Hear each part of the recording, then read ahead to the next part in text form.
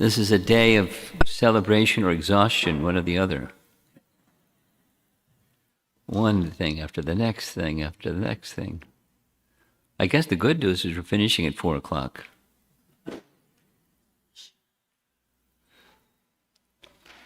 Let's see how many people show up. Okay, the Sapta-rṣis. Sapta means 7. Rishis, you know the meaning, great sages. According to nice description of there's 10 topics. Something as one of the slides we saw earlier is 10th canto, chapter 10. There's a verse that gives the 10 topics in Srimad Bhagavatam, and then later 12th canto verse that says the 10 topics in Srimad Bhagavatam. And one of those 10 topics is the Manus or Manvantaras. And the understanding is the Manus have a function, and each Manu they appoint different personalities to help them in their Manu function. And one of them is the Sapta-rṣis. Each Manu appoints or accepts 7 different personalities that occupy that service, and their service lasts for a duration of 1 Manu. And the duration of 1 Manu is a long time. 1 complete yuga cycle means the 4 yugas times 71. And that's how long these Sapta-rṣis carry on their function. It's how long the Manus carry on their function, and the Devas carry on their function. So these are living entities that live a long time. And they assist Manu, because Manu's main function, in addition to giving laws for spiritual elevation and well-being of society in all areas of society, the Sapta-rṣis, they teach it and set the standard. And if they need be, they can tap people on the shoulder and say, "You're heading for the ditch, my dear friend, so you better pay attention. Get back on track here." They're powerful personalities.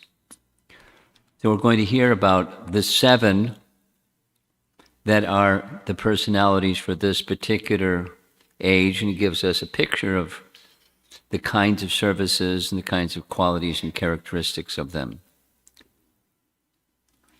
And then there's some interesting documents that probably in the past half hour you should have received in your WhatsApp group, and we'll be referring to them.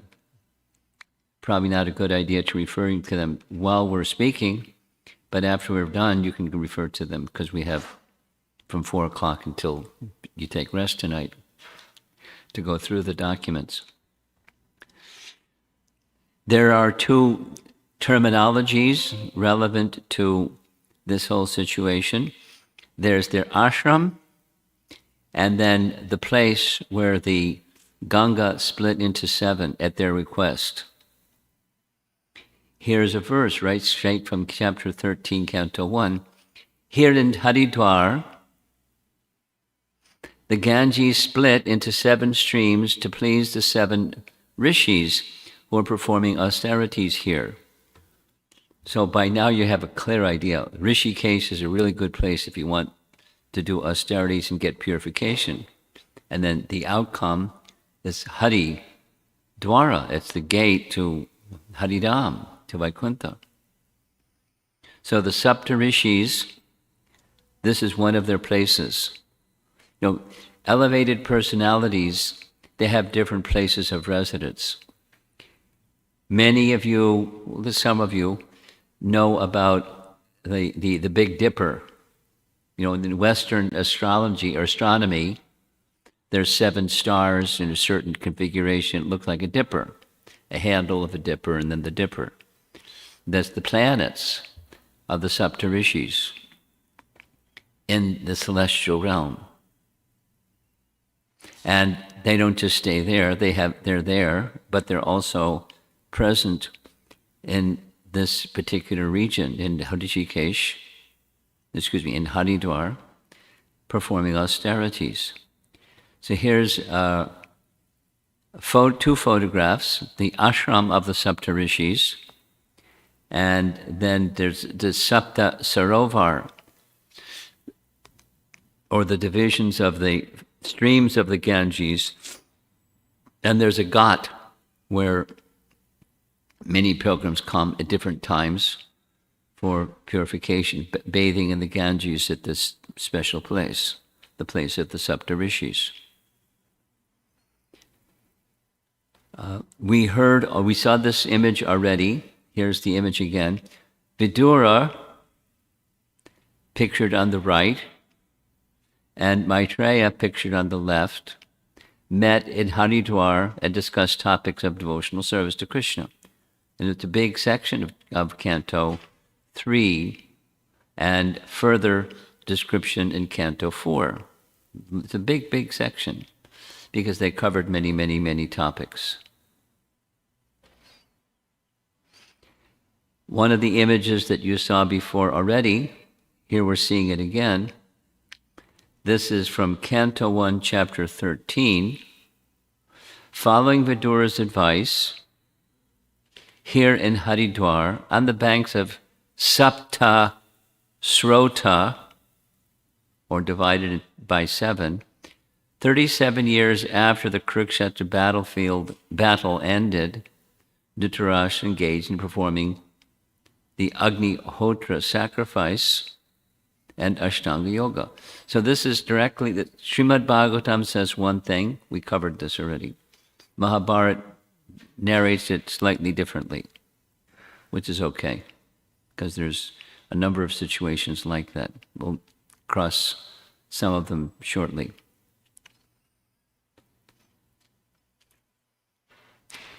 So in Hrishikesh, they, Gandhari, and Dhritarashtra, they engaged in austerities for a long time. Austerities specifically, the Agnihotra Yagya. So he's not a Brahmana, but he knew how to do these things. And so he engaged Brahmanas, either or combination, and for purification, freeing himself. Specifically, the Agnihotra Yagya depends on the sankalpa, or what you intend, what's the intention behind the yagya. So he wanted purification based upon the advice given to him by his younger brother, Vidura. You've become unclean. You have to become clean, purified. And Dhritarashtra, demonstrated, look at this painting, he knew not only how to do Ashtanga Yoga, but his concentration was so intense that by yogic process, his body burst into flames.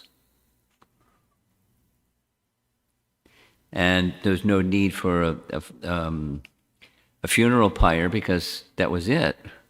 And Gandhari entered into the fire with her husband.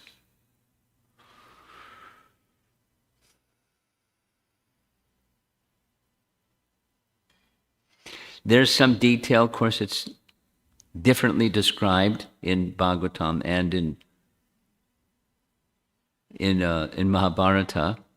Their destinations were in the heavenly realm, not in the Vaikuntha realm, because of, the offense that they acknowledged. They did he because he was blind, he didn't directly do, but his son directly consulted his father before he did his dirty business. And his father suggested other things, but his son was determined to do what his son wanted to do, and he didn't stop him or didn't object. So he was implicated, complicit in attempted murders and bad things with persons dear to Krishna, etc. the House of Lac. He was in full knowledge of that whole program. Murder all the and Kunti. No, excuse me, and Draupadi, murder them all. He had some unclean contaminations to free himself from. So he didn't go back to Godhead, but he attained the heavenly destination. Because Hari Dwara has the capacity for both. We heard that in our first class. Now the Sapta-rṣis, they last, as we just described, for the duration of one Manu. And in one Manu, there's 4 yuga cycles. So they've observed many appearances of Lord Ramchandra. And according to Valmiki Ramayana, after Ramchandra's coronation, all 7 Sapta-rṣis came to Ayodhya, and they worshipped him. Worshipped him means they understood he was the personality of Godhead. They're Brahmanas, and Brahmanas aren't worshipping Kshatriyas. Kshatriyas worship Brahmanas, but they're worshipping the personality of Godhead. So they, the Sapta-rṣis, were Vaishnavas, and they glorified his wonderful pastimes. Now, mentioning again, here's the current set of 7 Manus, and we're going to hear about each of them. The list is at the bottom on the right. Kashyapa, Atri, Vashishta, Vishvamitra, Gautama, Jamadagni, and Bharadwaj. They're the 7 current Manus. And each Manu appoints or accepts those personalities in their service.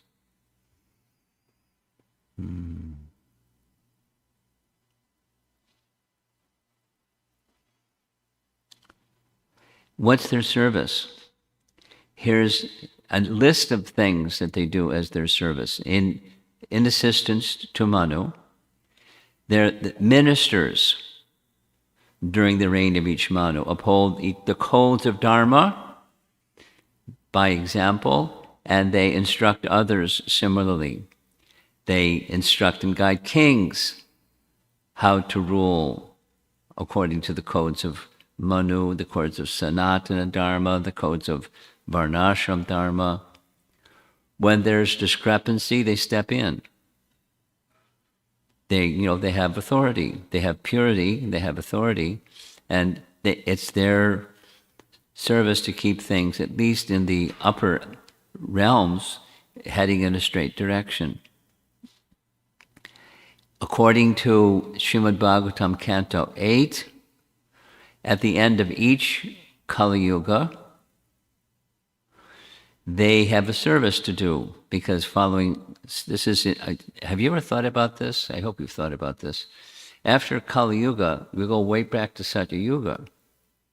So how do you go right from the bottom, right back to the top, and then down and down and down and down, and back to the top, and down and down and down, and back to the top? Sapta-rṣis to the rescue. They restore Dharma back to the Satya Yuga standard. They take assistance. They don't just roll up their sleeves and do themselves. According to 12th Canto Bhagavatam, there's 2 kings, brother of Maharaj Santanu, and Maru, a descendant of Ikshwaku. They assist in this service, but it's their service, the Sapta-rṣis, and their assistance. Important service. Restore Dharma at the end of Kali Yuga. And some of them may become Prajapatis. The Prajapatis' function is create praja, or offspring, to maintain good standards, high standards of within the created realm. Now, one of the documents that you can look at after class, not now please, is it identifies the 14 Manus, because we mentioned each Manu has his Sapta-rṣis or his rishis, and the names of the leaders amongst the Sapta-rṣis for these 14 Manus. And what's the destination of the Sapta-rṣis after the reign of each Manu? That's a nice question. Where do they go? They did their service. The Manu's period is over. Where do they go? Yeah, but it depends. Here's a for example. For example, one of the Sapta-rṣis, one of the 7 rishis, is Atri. And Atri was married, he was Grahastha, and he underwent very intense austerities in order to achieve very qualified sons. But he wasn't specific about who. So Lord Vishnu, Lord Brahma, and Lord Shiva each appeared before him and agreed to become his son. So one, Vishnu became his partial expansion, Dattatreya. Brahma, a partial expansion of Brahma, became the moon god, or Soma. And Durvasa Muni, partial expansion of Lord Shiva. So these are very elevated personalities, the Sapta-rṣis, each one. So where they went, there's different destinations, not only one. You'll find this in the PDF.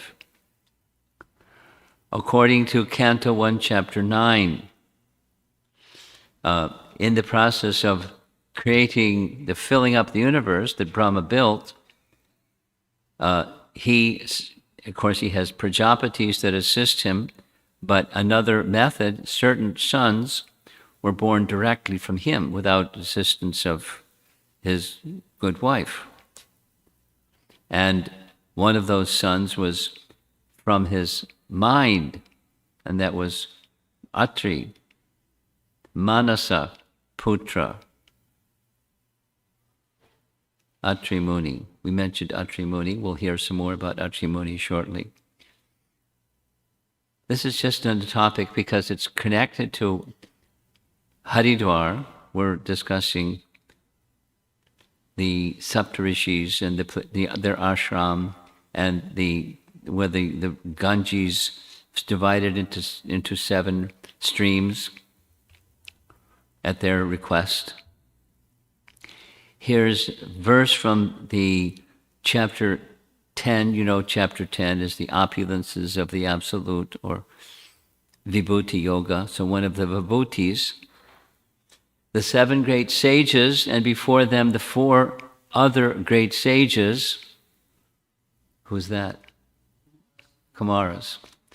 And the Manus, progenitors of mankind, come from me, born from my mind, and all the living beings populating the various planets descend from them.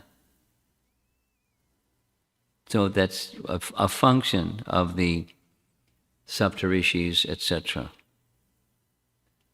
And so the 4 great sages, there's no generation from them because they remain brahmachari.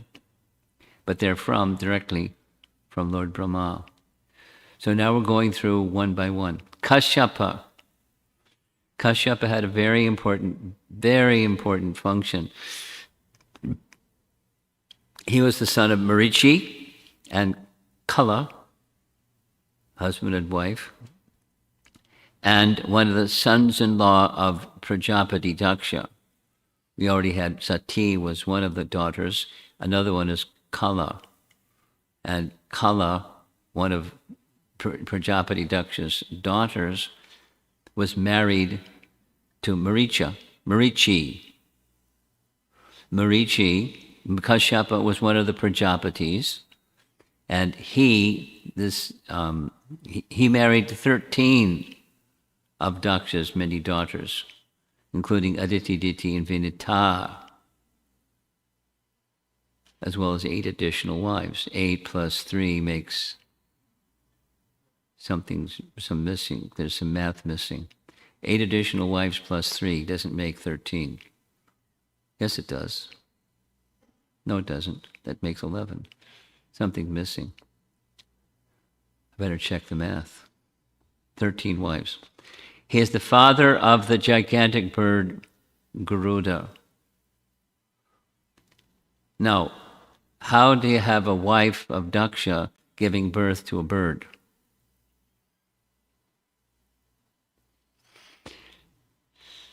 That's a reasonable question.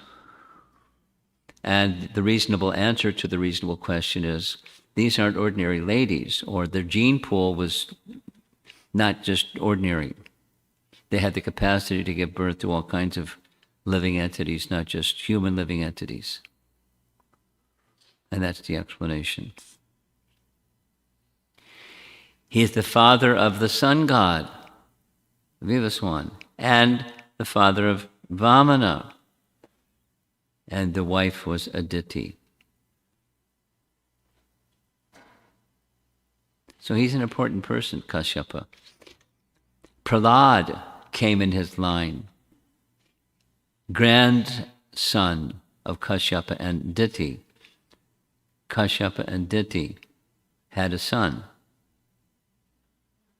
Hiranyakashipu, who had a son named Prahlad, so the grandson in that line. He was present at the time of Arjuna's birth. Of course, he's living for the duration of one Manu, which spans over 71 yuga cycles. But in this present yuga cycle where Arjuna is taking birth, he was also present. And Arishtanemi is another one of his names. And it doesn't say where, but he lives on the northern side of the universe.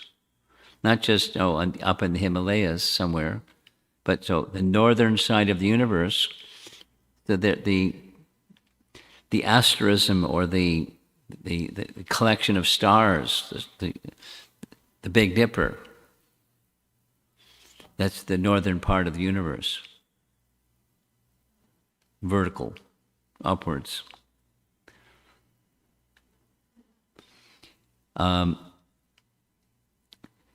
As the father of Hiranyakashipu, he was also the grandfather of Prahlad. In one of the PDF documents is a classic, very complex description from Mahabharata of Garuda was hungry. It's a long explanation. So he was given the privilege of his meal would be an elephant and a tortoise. So with one claw was the elephant, the other claw was the tortoise. That was his lunch. And he got the name Garuda from this particular event.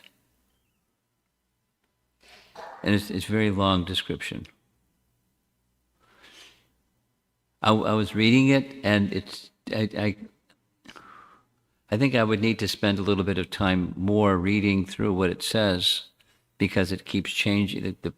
The background of the image keeps changing. Meaning, there's a role that Kashyapa has in all of this, but he's giving advice to Garuda of how to do what he needs to do, etc., etc., etc. So I'll let you read it. And let's see if there's time, and maybe we'll go through it. I'll read it out loud because I haven't learned it yet. And at the time of the demise of Maharaj Parikshit, this Takshaka, the snake bird, was approaching, because Shukadeva Goswami had finished narrating Srimad Bhagavatam, and Takshaka was approaching to bite the king, and his body would burst into flames. That was the plan. So Takshaka heard that Kashyapa Muni was also on his way. This is a description. Kashyapa Muni was also on his way. And Takshaka took on a disguise. He disguised himself as a Brahmana. And he hey man, where are you going?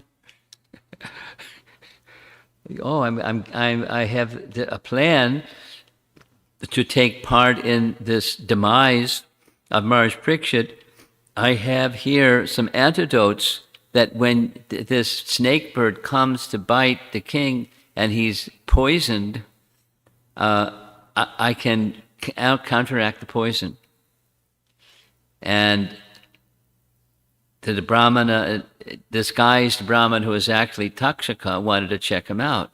And so he said, really? Can you demonstrate what you could do? And so an arrangement was made where there were some trees. I forget the certain kind of tree that's inflammable, readily inflammable. And the trees were bitten by this venomous serpent, and they burst into flames. And Kashyapa did, his magic. He stopped the trees from burning. So they were then standing instead of ashes. So Takshaka understood this man knows his business. So he asked him a question. When you go do this, are you planning to accept some dakshin? He said, of course I'm planning to accept some dakshin. That's why we do yajnas. So what if I gave you some, you see this pot of gold? I gave you a pot of gold. Would that take care of your dakshin? You don't have to go there? And so he accepted like a bribe from Takshaka, who was in disguise of a Brahmana, and that's what the painting is showing. There's Kashyapa sneaking off with his pot of gold, and Takshaka then assumed the form of a serpent and bit the king, and he burst into flames.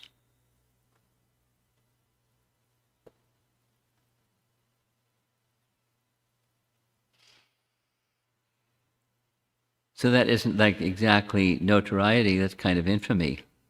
But it's a role that he had to play by Krishna's arrangement, we can say. So another one of the Sapta-rṣis is Atri. Atri was one of the Manasaputras, born directly from the body, in this case born from the eyes of Lord Brahma. And this painting here shows he was doing some austerities. But he was, with the austerities, you see one like standing, his palms folded, offering prayers. He was offering prayers not just to the Supreme Personality of Godhead by name, but the Supreme Being. But he was unspecific about whom by name. And so, as you see in the painting, all three appeared. He said, because you we're moved by your austerities. We understand what your desire is. You wish to have the Supreme Being as your son. We'll each become your son, at least a partial incarnation of each of us. Yes? You know the pastime. So, Chandra, or the moon god, became the son by Lord Brahma. Anasuya became the mother of all of them. Anasuya was a daughter of Kardama Muni. Anasuya, a daughter of Kardama Muni, was the mother of all three personalities. Chandra, Dattatreya, Durvasa Muni, mentioned already. And her impregnation was from the tears of Atri. When these forms of the Lord appeared, he was in ecstasy, tears of ecstasy. And those tears of ecstasy impregnated his wife. From Atri's tears of jubilation was born a son. This is 9th canto, chapter 14. Soma, the moon, who was full of soothing rays, Lord Brahma, appointed him the director of the Brahmanas, drugs, and luminaries. So Soma had some service. And he caused some problems too. And Atri, was one of the 21 Prajapatis.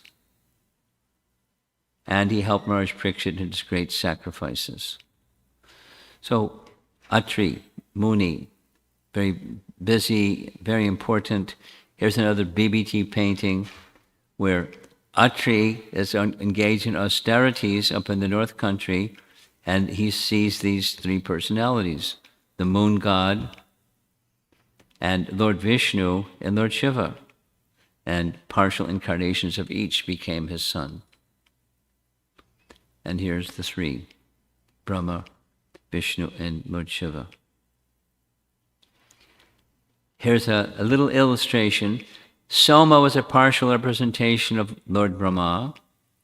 Dattatreya was a partial representation of Vishnu. Durvasa, partial representation of Lord Shiva.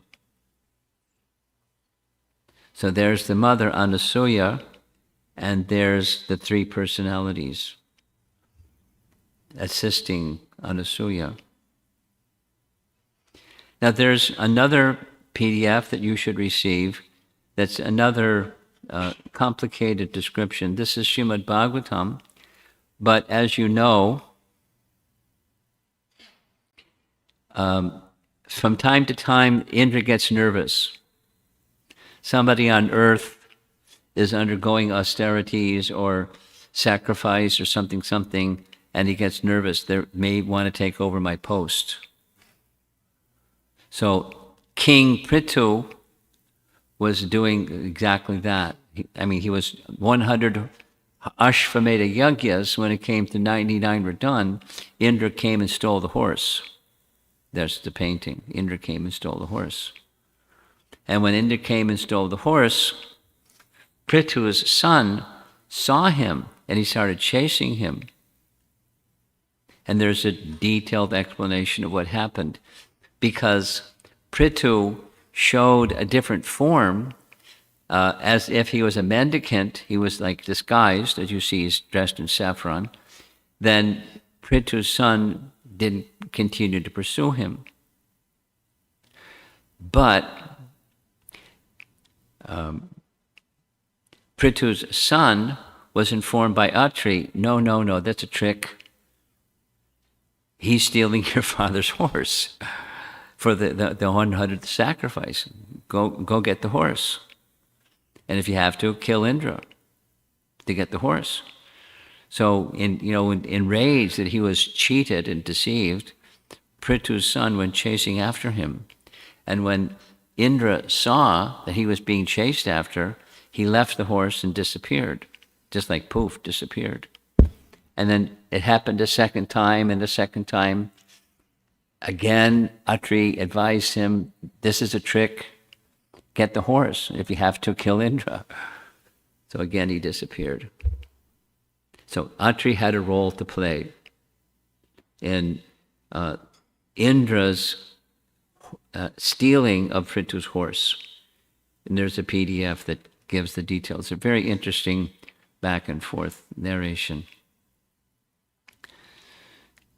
A third, we've heard many things. Anyone that's a little familiar with Ramayana, you hear a lot about Vashishta. And he was another, it's described as a Manasaputra, not exactly from his mind, but from his breathing of Lord Brahma.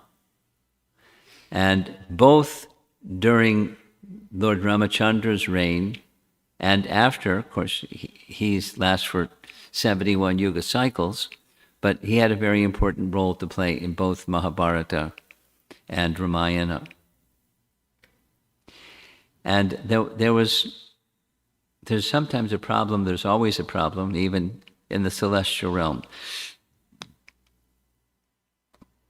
So there was an issue between Vashishta and Vishwamitra. You all know this story. There's more than one issue between the two of them, but one of them was this one.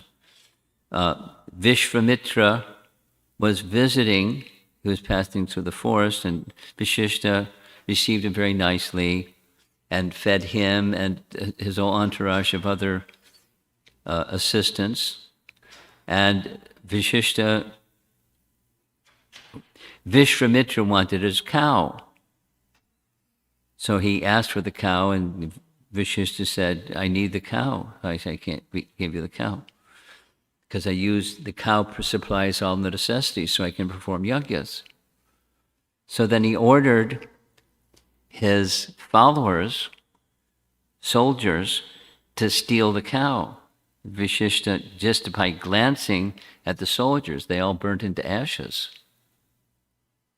That was a problem for Vishwamitra Muni. And so there was a little battle between the two, and Vashishta's strength surpassed that of Vishwamitra Muni, and he was miffed, and anyway, many things happened after that. Vashishta was a grahastha. He had a wife, and Arundhati was his wife, a celebrated star. Vashishta had a very important role in giving instructions to Ramachandra. Of course, Vishwamitra Muni also was assisting in this whole period of Ramachandra's life. Here, this is mention of the Nandini. Vishwamitra tried to steal the cow. Now, here's from Canto 9, Chapter 16. As a king, he had 101 sons. And the one son that was in the middle was Madhu Chanda. In relation to him, all the other sons, were celebrated as Madhu Chandandas. Madhu Chandas. Then there was another scene. Same 9th canto, but a little bit earlier. Spoken by Shakuntala. Later, during his efforts to become a Brahmarshi, he wanted to get back at Vashishta, so he wanted to become a Brahmana, not just a Kshatriya. He became a victim of Menaka, because Indra saw he was doing these austerities, and Indra got nervous. So he sent a prostitute. He sent a celestial lady to entice him, and it worked. Menaka had, with Vishwamitra, had a son. And the son's name was Shakuntala. Shakuntala is narrating all this. Menaka then left the child in the forest where Kanva Muni found her and raised her. That was her surrogate father, Kanva Muni. And as she left Vishwamitra and returned to the heavenly planets. So here's a little Menaka painting. She was dancing and doing her thing and trying to attract Vishwamitra, and it worked. So these two had like a little constant rivalry, is the way it's described. After Vishwamitra had become a Brahmarshi, it was like attempt. And Indra foiled it this way, that way. Finally, he became a Brahmarshi, or Brahma Rishi. And there was a king named Harishchandra, and he wanted Vishwamitra, as this priest, Vishwamitra, to perform a yajna. But because Harishchandra was proprietary, Vishwamitra took away all his possessions, claiming that that was his dakshin for the yajna.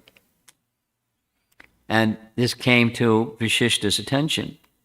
So he took exception. You can't do this. You can't take away a man's entire possession in the name of dakshin. So they had a quarrel. And in their quarrel, they cursed and counter-cursed. You become a duck, you become a bird, over Harishchandra's possessions. If you don't become a pure devotee, you can have a problem. Yeah, it can't. You will have a problem. Doesn't mean you become a pure devotee, there's no problems, but the problems become ecstasies because there's deeper shelter in Krishna and et cetera, et cetera, et cetera. It's not karma anymore. So that's Vishwamitra becoming one of the Sapta-rṣis. And Vishishna became one of the Sapta-rṣis. Here's Gautama. Well, he was the husband of Ahalya who turned into a stone. Ahalya was changed into a stone after Indra, disguised, came and molested her. But the freedom for Ahalya, who had become a stone in Gautama's ashram, is that Lord Ramachandra placed his foot on the stone. You know, Vishwamitra knew the whole story. He's now a Brahmarshi. Put your foot on that stone, please. And Ahalya came out of the stone. There's more details, of course. Specifically, he is known as a Nyaya philosopher. What's Nyaya? Logic. Logic and argument. So he was good at it. And he accepts that it's not correct. A liberated soul has no consciousness.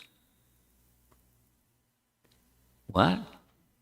Gautama had this idea that a liberated soul has no consciousness. That's not what Vedanta Sutra says.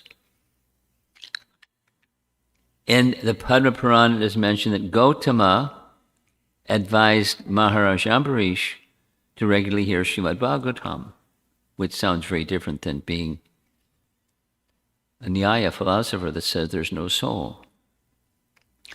Colorful personality, huh? Gautama. Gautama was the grandfather of Kripacharya. Kripacharya. So Kripacharya was a Brahmana, and his grandfather was Gautama.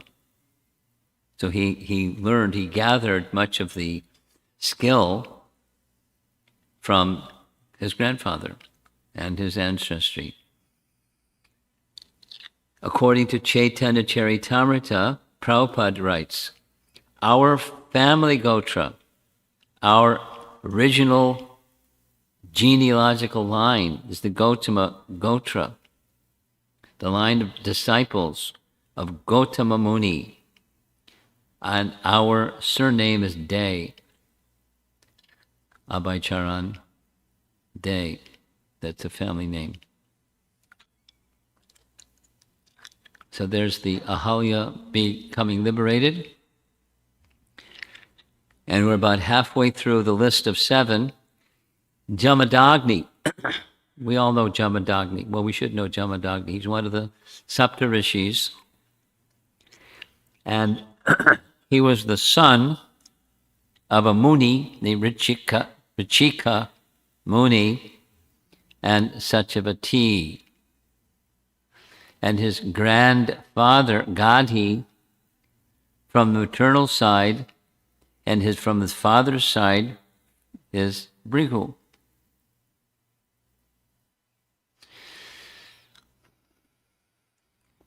That's a little bit of the genealogy. He's the husband of Srimati Renuka. Now there was a problem. There's always a problem. Even you become a Sapta-rṣi, there's a problem. His wife, Renuka, became attracted to the king of the Gandharvas. Here's a painting. She's seeing the king of the Gandharvas with a bunch of ladies, and Renuka became attracted to him. Chitraratha. Or here's another painting of the same. He was with a bunch of ladies, Gandharva ladies, and she was checking him out. She became attracted. Her mind became attracted. Mental fall down. But Jamadagni knew, and so she came back. She was just gathering water. Then Jamadagni knew, and he ordered his youngest son, kill her. First, he ordered the older sons. They refused. The younger son, Parshuram, knowing how powerful was his father, he cut her head off.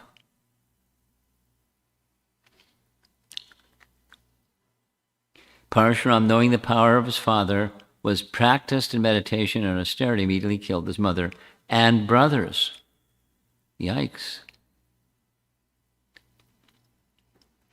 And after he killed Renuka, his father was very pleased. So you please me very much. What benediction? Tell me what benediction you would like. Two benedictions, please. One, bring your wife back to life, and bring my brothers back to life in such a way they won't remember that I killed them or that they died. So Jamadagni was such a powerful person, he was able to do that.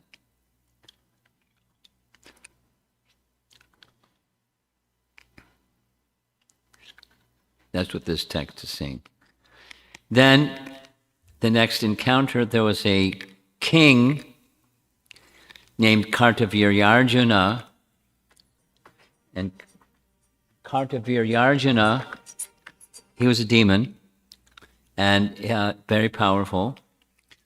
And he visited Jamadagni's ashram because he heard Jamadagni has a desire cow, or a kamadhenu. And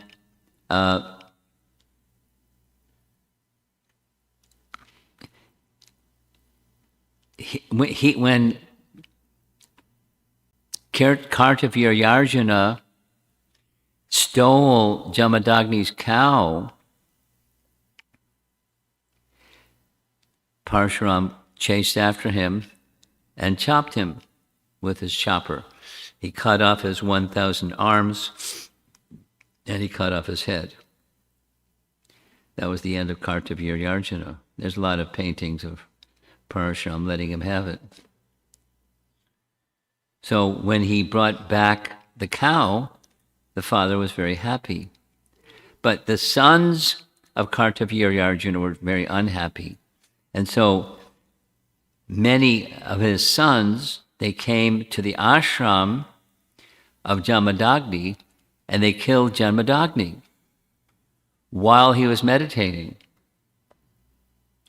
And Jamadagni, who was very powerful, received this reaction because of his condemning his wife, so he was killed for that reason. By worship, Parshuram brought back his father back to life. And later he became one of the Sapta-rṣis, and he went on a rampage, killing kings 21 times this way and that way and the other way with his chopper. But Jamadagni became one of the Sapta-rṣis. Very colorful, huh?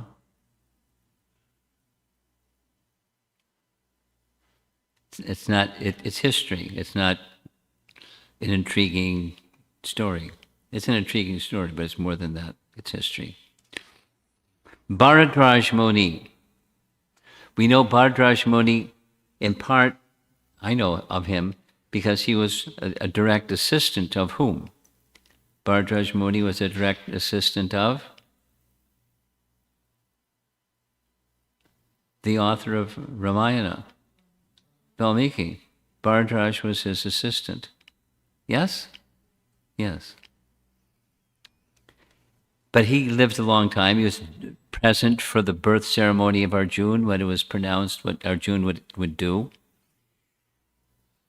Powerful rishis, sometimes severe penances on the shore of the Ganga. Of course, that's one of the places where we at least virtually are visiting.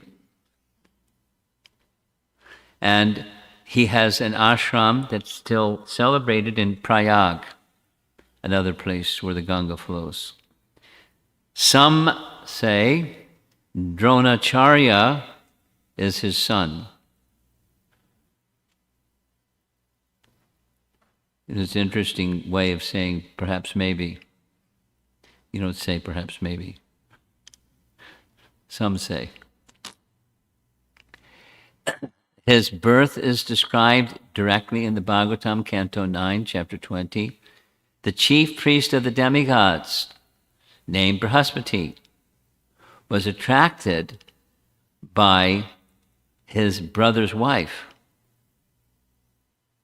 Mamata, who at that time was pregnant. Brihaspati desired to have sexual relations with her. The son within her womb forbade this, but Brihaspati cursed him and forcibly discharged semen into the womb of Mamata, his brother's wife.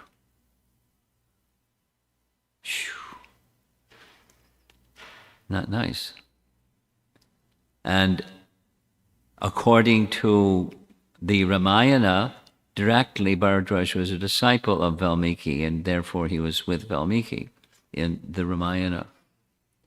Here's the story of Mamata's pregnancy, and the child didn't like the idea that there was to be sexual activity between Brihaspati and his good wife. Mamata wanted to give up the child, but the demigod solved the problem by enunciating a suitable name for the child, Bharadwaja,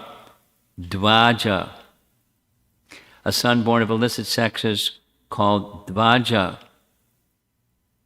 And he was to be maintained both by Brihaspati and Mamata, the father and mother. However, when the child was born, they didn't want to maintain the child, neither of them. So the demigods, known as the Maruts, they maintained the child. And later, the child was given the name Bharat. It's different than Bharata, it's Bharat.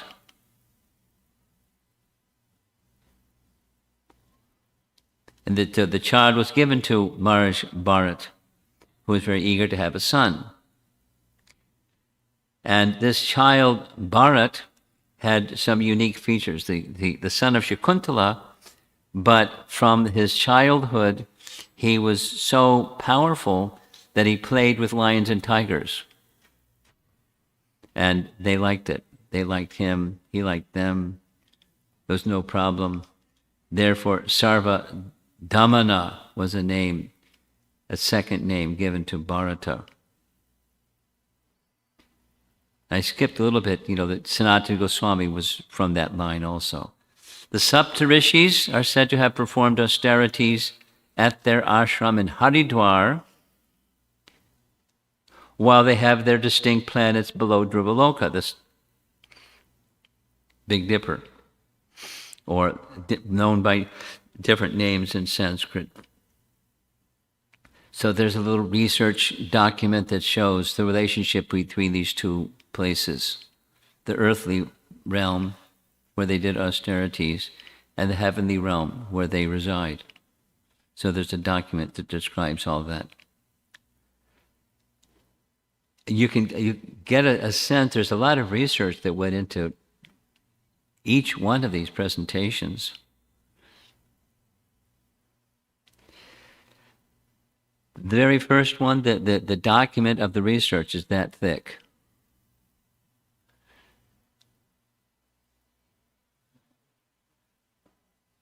It was a lot of Brahminical work. Some people helped, but a lot of work. Some lessons, even if you go to the higher realm, it gets messy. Even in the realms of higher consciousness existence, without pure devotion, one is susceptible to contamination of speech, behavior, with consequences. All these personalities and their lives help us to receive a realistic picture of how exalted and special are the residents of the Holy Dham. And in turn, we are sobered to aspire for the ultimate goal. I mean, there's a purpose behind all these complex, convoluted descriptions of things. Keep it simple. And how to keep it simple? Krishna and Shuddha Bhakti and Vyavasayatmika Buddhi Ekeha Kudanandana, as opposed to Bahushakha Yanantasya, very complicated. And the higher realms are not free from these complications. So these are higher realm entities. They can get a little bit higher, but not much higher. And it's complicated. And in tribulation and without full, 100% shelter in the personality of Godhead, what's their shelter? They get smashed. No shelter. Or limited shelter. Limited sense of shelter taking. So it's wise. Do you know any devotees that are undergoing some hardship? Do you know any devotees that aren't undergoing some hardship? And some devotees handle it well because they have a place of shelter. And some devotees don't handle it well because they're very busy problem solving. And then you work on that problem and then comes 10 problems. You work on the 10 problems and then becomes, it doesn't end. And then you die and then you have another birth and more problem solving with another birth. That's not the goal of life. So why? These narrations are, in many of them, in the Bhagavatam, in the 8th canto and 9th canto. In the higher realms of details of the Manus and the descendants of the Manus. That's what this is, the Sapta-rṣis. They're appointed officers that are meant to maintain Dharma during the reign of each Manu. And when there's discrepancy, step in and set it straight. And they have their problems too.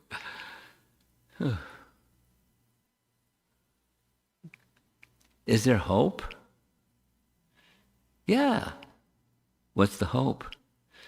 Shelter. And service with just the purpose of serving. And that the personality of God will be pleased by that service. Well, how do you know? From Scripture you know. If you don't know from Scripture, you're not going to know. You have some verses. Shruti, Smriti, Puranadi, Panchratrikya Vidhimbina, Ahaikwantaki Harer Utpataya Vikalpate. Other than reference and verification through Scripture, it's just a disturbance. Pat, big disturbance. And how is the Scriptures to be understood? Because lots of people have different ideas about what the Scripture says. So it's messy unless you have a direct disciplic succession that's intact, exactly as Krishna says in Bhagavad Gita. While Prabhupada says he is in the Gautama line, he identifies with Bhaktisiddhanta and the Rupa Goswami and the line of Lord Chaitanya. That's where affinity goes. That's the shelter. And it's the same shelter for us.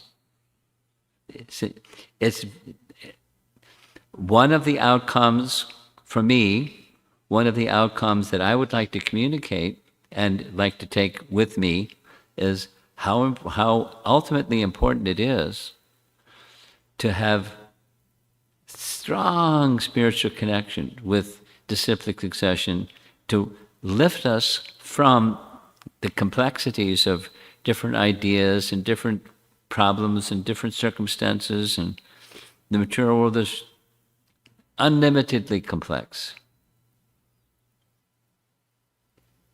And the solution to complexity is not just stay on top of the complexity. The solution is shelter of the personality of Godhead in pure devotion. Not like he's a janitor and he'll clean up the mess. He'll give us protection so we can go on in a manner of devotional service that we know that we're protected. It's one of the 6 limbs of surrender.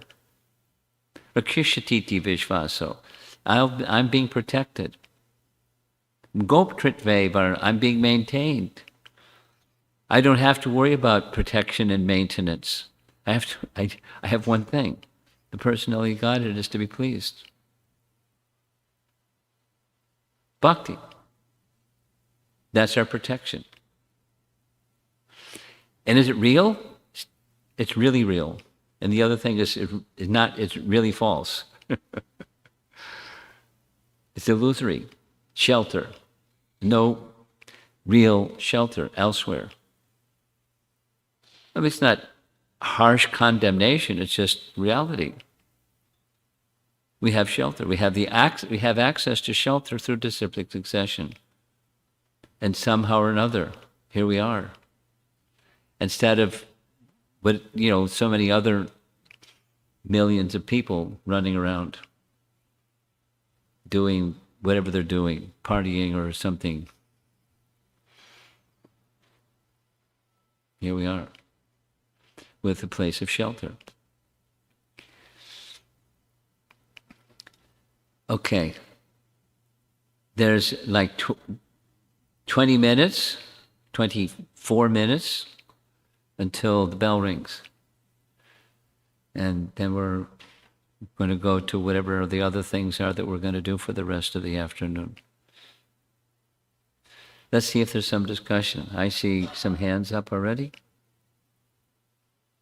You got the microphone. You do whatever you need to do.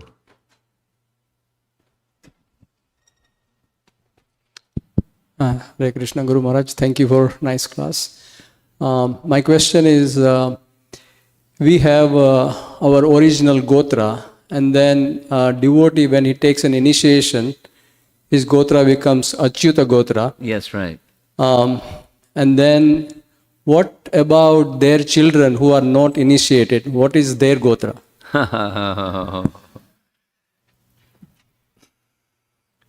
A lot depends. Gotra it can stay material, or it can be spiritual. So it depends on your child. If they're not spiritual, then it's the family, and if they're spiritual, it's Achyuta.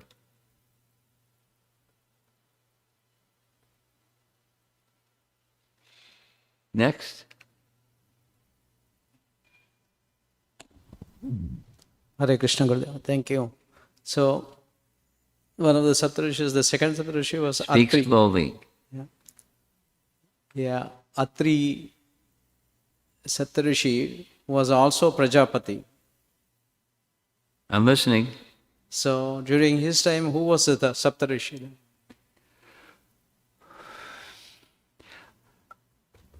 While he was undergoing austerity and becoming the Sapta-rṣi, who was the Sapta-rṣi? That's your question. Is that your question? Yeah, he. Let's just keep it simple. He's undergoing austerities. He had 3 sons, and they became who they became. During that period of time, was he or was he not a Sapta-rṣi? What's your answer? He's Sapta-rṣi. He was. Yeah. Before the sons. That's okay. Yes, before the sons, and then continued to be Sapta-rṣi after the sons. okay. It's one of the services he did. Okay? No, thank you. In the back. There she's got her hand up. Good. Thank you, Prabhuji. Hare Krishna Guru Maharaj.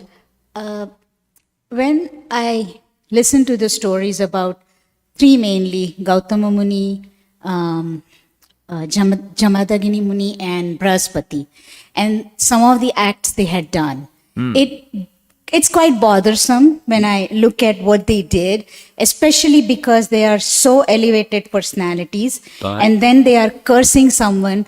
These were ladies, in those times, ladies were very well protected, Yes. and they committed these acts towards people who were under their protection, and in many ways, the wives were extremely devoted. Yes. How?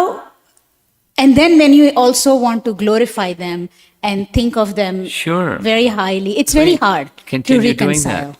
Because within which looks like this is this same example of the cowherd boy with the stick. We read it at the very beginning, and we heard it again at the earlier session, and it's benedictory. That is, what happened to Ahalya? Ramchandra came and placed his foot on her. Wow. Looked like a curse, but it was really a benediction. And she learned a lesson for sure, because what she did was unchaste, to say the least. She didn't do anything, but it was unchaste. As chaste as she was unchaste. And we can if punishment has a place, that's the best punishment. The personality of God had placed his foot on your head. May I ask something The again? same thing with Bali Maharaj. You know what happened with Bali Maharaj. He surrendered everything, and Vamana tied him up. And then, the scene was, wait a minute. So there was a big hubbub because this person, that person, the other person, they all had opinions. Prahlad came and he said, very good. He's my grandson. Very good. Very good. And why was it very good? Because the personality of God had blessed him. He placed his foot on his head. It looks, one way, and then the intention behind looking at it superficially, look carefully, and you'll see the transcendental kindness behind the activities of truly elevated persons, worthy of praise.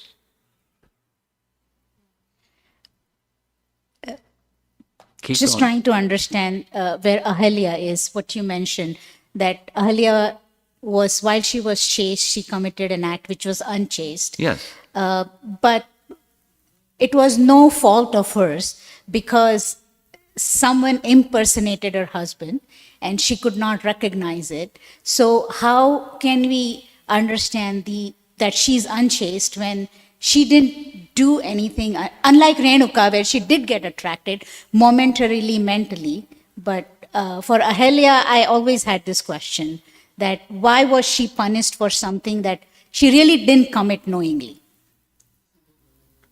No, she wasn't. She was aware? No.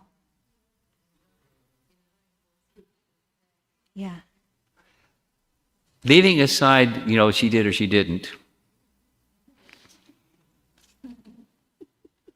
I mean, there's, let me think of another example. Another example that recently came up was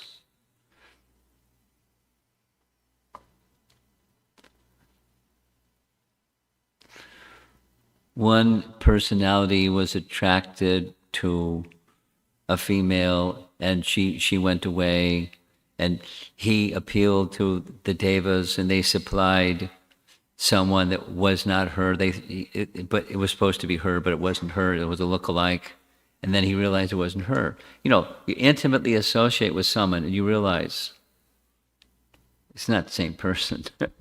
So what her realization was or wasn't, leaving that to the side. The benefit was get the association of the personality of Godhead. If it may, it's like binding Bali. Part of the argument was, look, he surrendered everything. You're tying him up like like a bound criminal, like couldn't move, the ropes around. That's how you treat an animal and a criminal. And he surrendered everything? You're treating him like this? No good. Boo.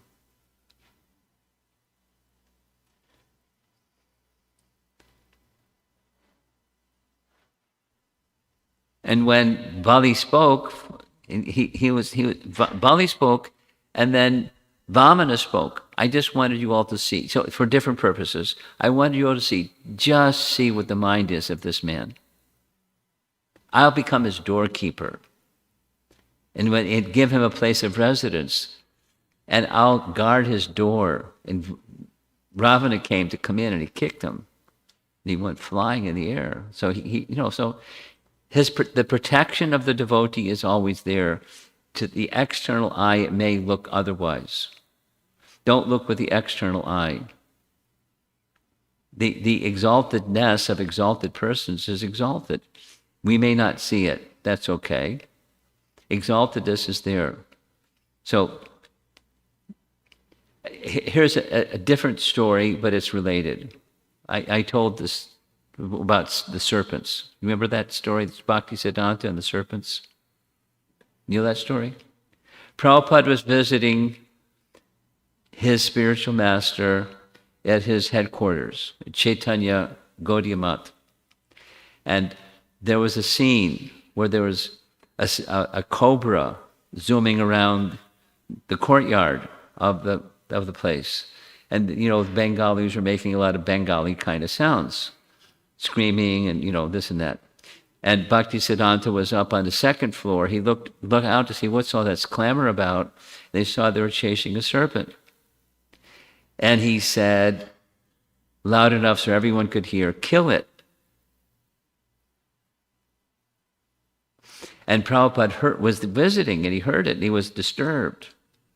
Until later he read from Prahlad's teachings, that 7th Canto Bhagavatam, that, a saintly person, because a snake is to be killed, and it's beneficial for the snake to be killed, because then he won't have to continue living as a snake and go through other evolutionary cycles. He's killed by a devotee for the right reason, and he goes right away to a higher life form.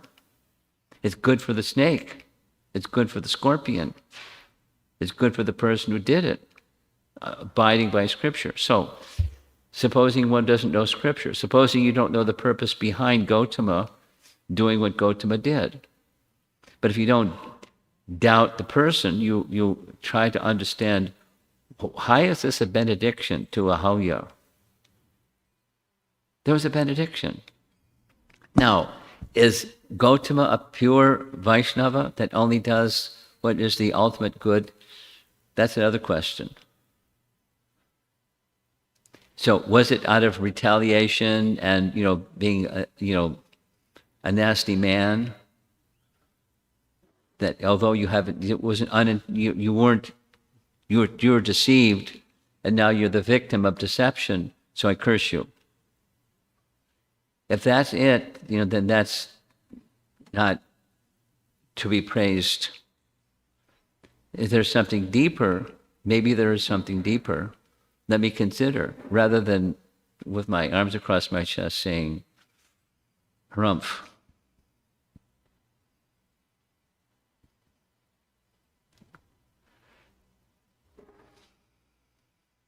The well-wishing behind an elevated person, he's not a pure devotee, but the well-wishing behind an elevated person is elevation, not just retaliation or revenge.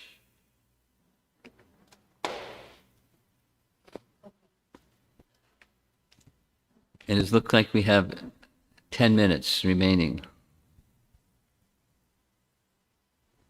Up front?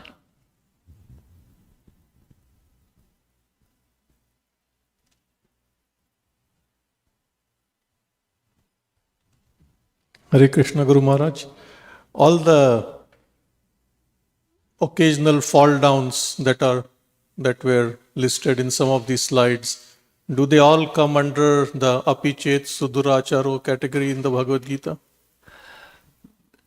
Do they all? I would probably, I have to think about each one, just before I would say all. But, the appearance is similar to her question. The appearance of something and the reality of something may not be the same. So the appearance of a fall down and a fall down may be not the same. The intention behind the personality of Godhead to teach a lesson to that person or to us or something or something. It's like Lord Brahma and his boo-boo. He made a Krishna aparad and Vaishnava aparad.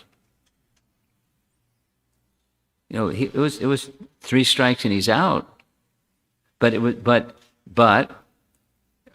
in this case, there's commentary that say he was induced to do what he did, and also so that at the end of the whole pastime, he would now have another desire. The other desire is he wanted to take birth in Vrindavan. That was the purpose, a major purpose for an exalted devotee, not to be criticized or not to criticize Krishna for doing what happened.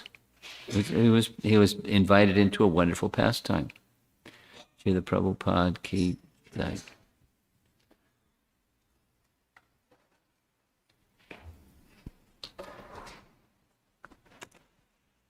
So back to your question. Is this apichetsu daracharo without contemplating carefully each of the events? Probably. Because they, like Lord Brahma continued his service, Lord Yeah. Indra continued his service, Yeah. Brihaspati continues to be spiritual master. So they are not disqualified from what they were doing. Well, they're at the same time they're different. I mean, what Indra did was egregious, trying to drown all the inhabitants of Vrindavan because his yaga was interrupted. That, it's egregious.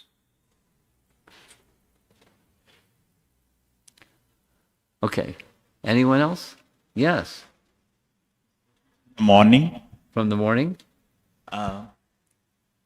Daksha, when he did the sacrifice again, Vishnu comes and he offers nice prayers. Yes. And the 2-part question I have is, he is not pure, and Vishnu comes, and after Vishnu comes also, he doesn't get purified. In the next birth, he again curses Narada Muni.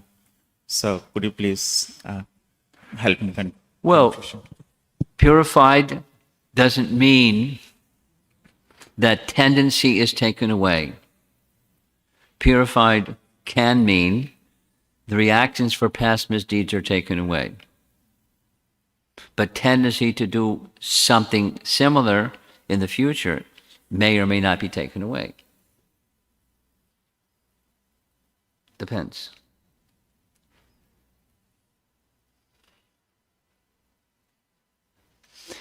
Therefore, we find exalted Vaishnavas. I mean, something happened recently. There's in one of the prayers of Raghunath Das Goswami, he deprecates himself so intensely that I was sending it around to a number of devotees, and one devotee in China, who's English speaking, one of the translators, said, "Wow, I'm this and I'm that and I'm the other thing." And what is that? Because it's not beating himself up, or it's not cosmetic. It's genuine feeling of not qualified, and here's my disqualification, etc., etc., etc. Nonetheless, I'm seeking protection and shelter and the opportunity to continue to engage in service in this life and in future lives. So, He's in the topmost platform of devotional service. Why is he writing like this? He's feeling those feelings. So, it's otherworldly. And, person that's otherworldly in this world, they're otherworldly. And they're feeling this principle of humility is profound. It's not ordinary. There's humble, and then there's our great Acharya's humility. And they're feeling that way. I mean, so many examples.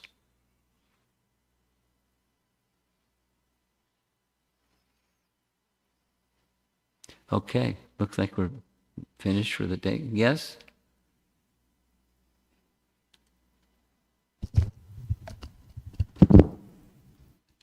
Thank you, Maharaj. Again, going back to Daksha in the morning class, and of course, various personalities we've in these sessions, as you mentioned, we may be seeing with external eyes their behaviors, they're elevated persons.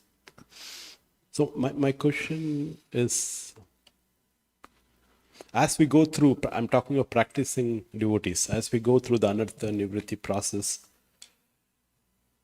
this may be more technical, I'm just trying to frame it.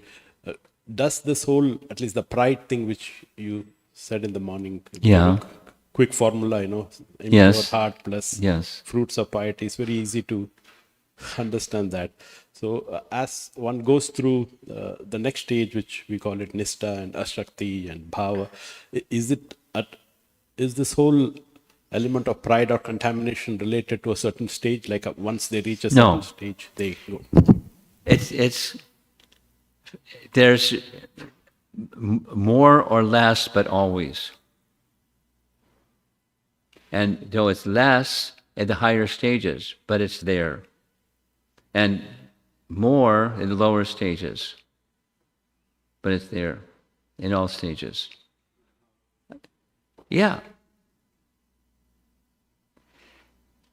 Tendency. There's the classic example is there weeds, and you clip the weeds, and the weed's over, but there's the root that's still in the ground, and after some time, it's like in the spring, trees drop all their leaves, and most trees, some trees are very rare, they don't drop their leaves. And then in the spring, because the root is there, it's spring. So in the right circumstance, vasanas or tendencies for misconduct or something will come out. And here's a further, even in the bhava stage, there's volumes written about how Bharat Maharaj fell is because there was some previous offense, and he was bearing the fruit of that previous offense, because offense doesn't go quickly. Sins may go quickly compared to offense. So to come to that stage of pure devotion is extraordinary.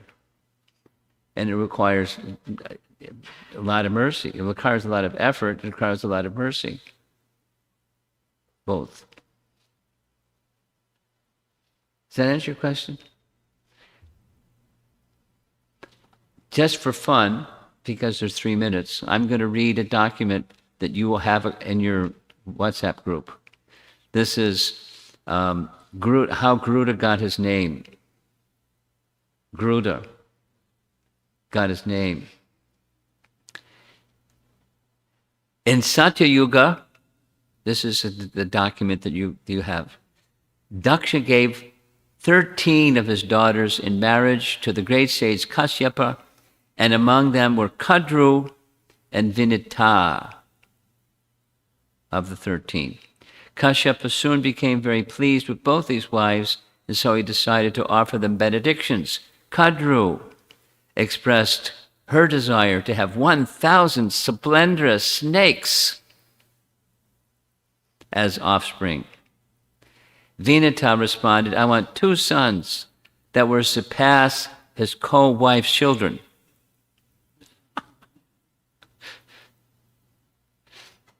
in terms of size and prowess?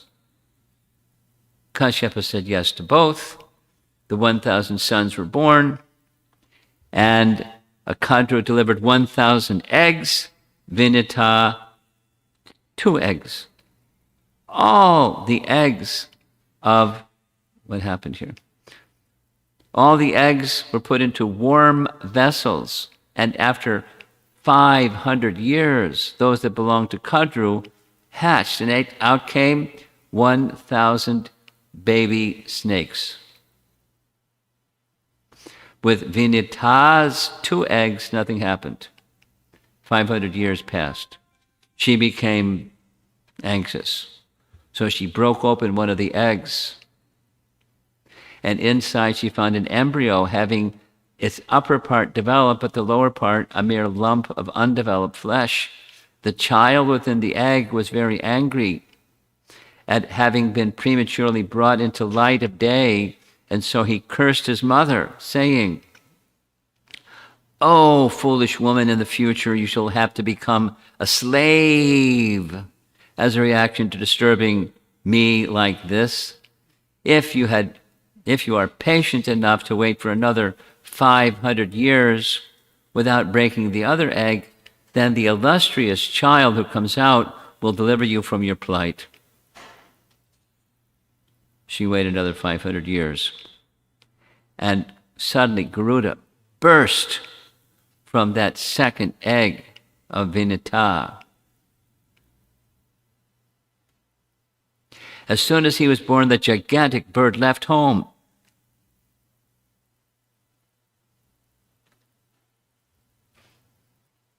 And flew away because he was hungry, looking for food. Because of his glaring effulgence, Garuda appeared to be just like an all-devouring fire. And so the demigods fearfully began to offer prayers in order to pacify Agni. The god of fire then assured the demigods, "This is Garuda, no worries. He has been begotten for your welfare, O residents of heaven. There's no reason for you to be afraid." Once, Kashyapa then happened to see Garuda soaring through the sky, and so he called the sun over and inquired whether he was getting sufficient food.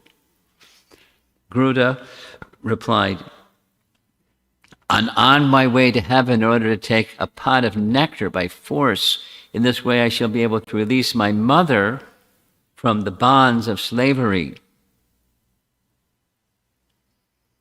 Unfortunately, however, in spite of eating thousands of nishadas, my hunger is not appeased. Therefore, my dear father, please assign me a food that will be sufficient.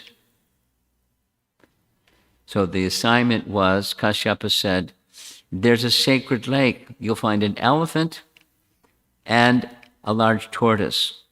And they're engaging everyone in hostility, so it'll be a relief for everyone that they're taken away.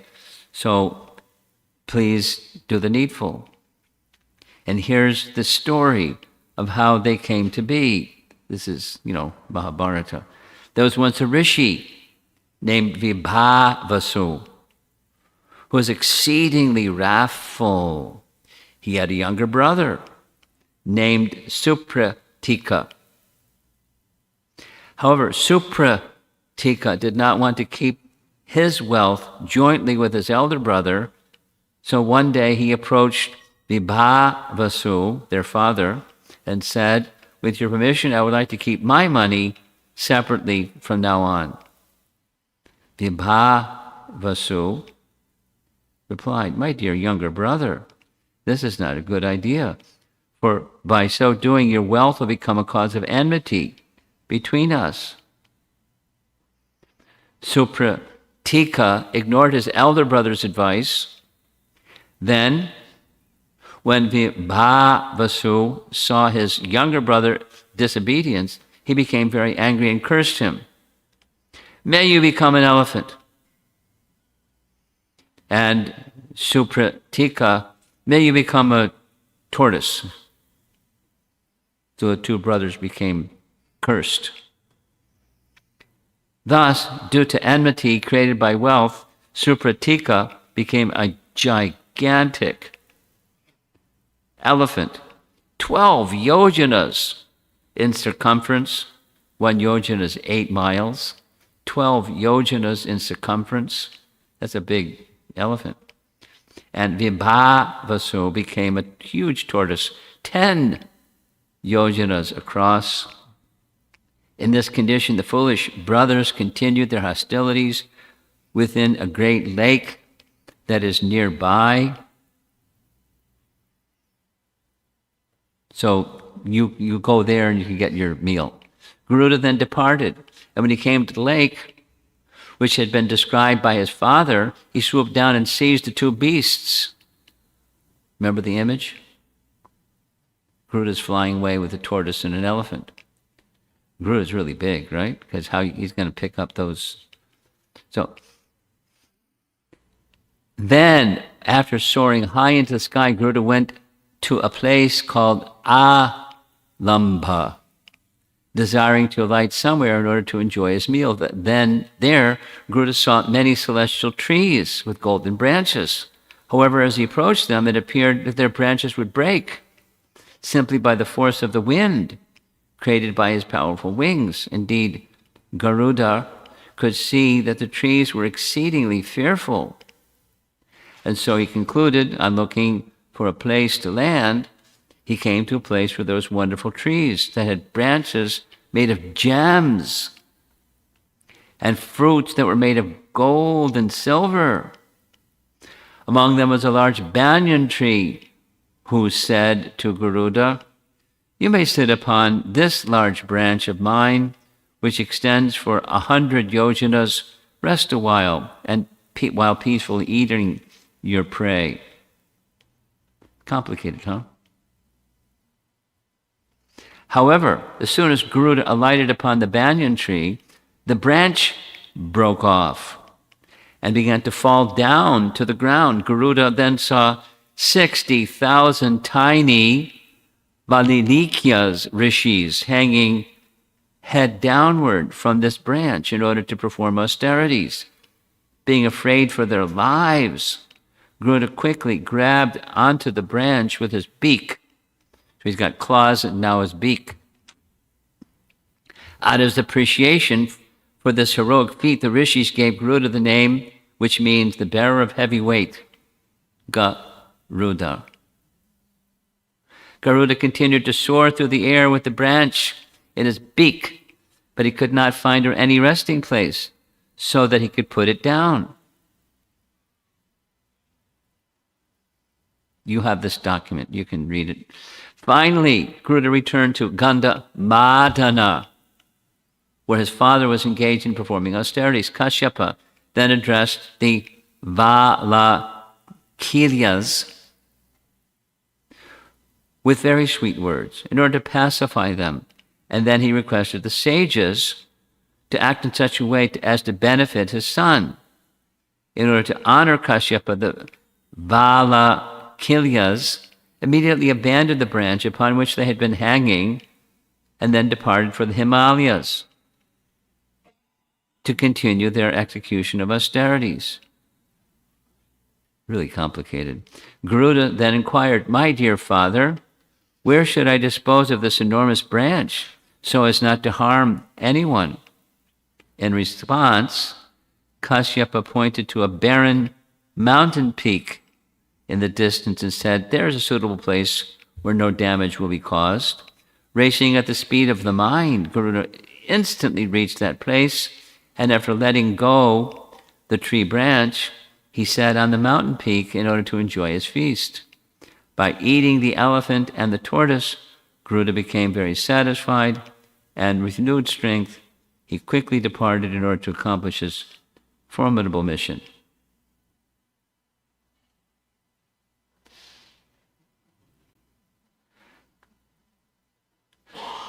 What's the message here? What is this? How is this relevant to all us?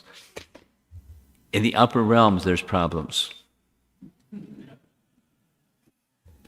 You got some problems? Go to the upper realms, there'll be no problems, right? Sorry, Charlie. That's not how it works. What's a place where there's no problems?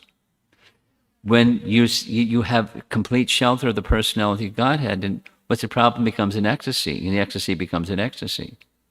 It's the relationship with the personality of Godhead.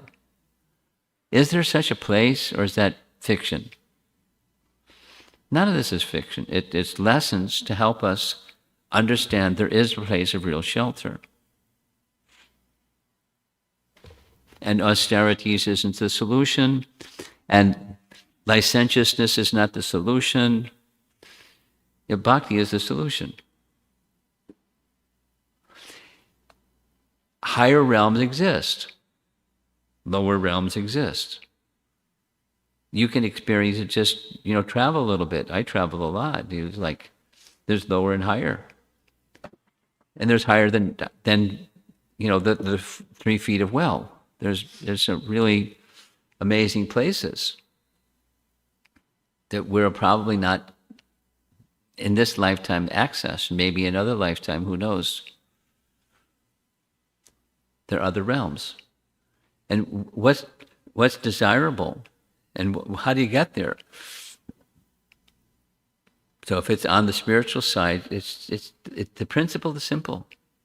And leave the complexity behind and go for the simple. Yeah, but I like complexity. Okay, it's yours.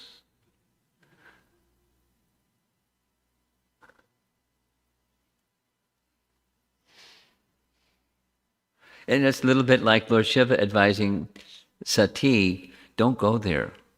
This man's an offender. And you'll be disrespected too. Sure enough.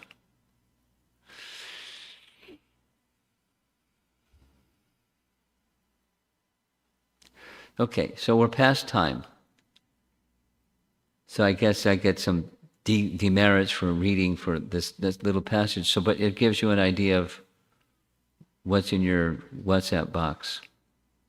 There's different histories that all have the same. Take shelter of Krishna, please. And other shelters, please don't go for other shelters, because it's not a solution. It's not what we're really looking for.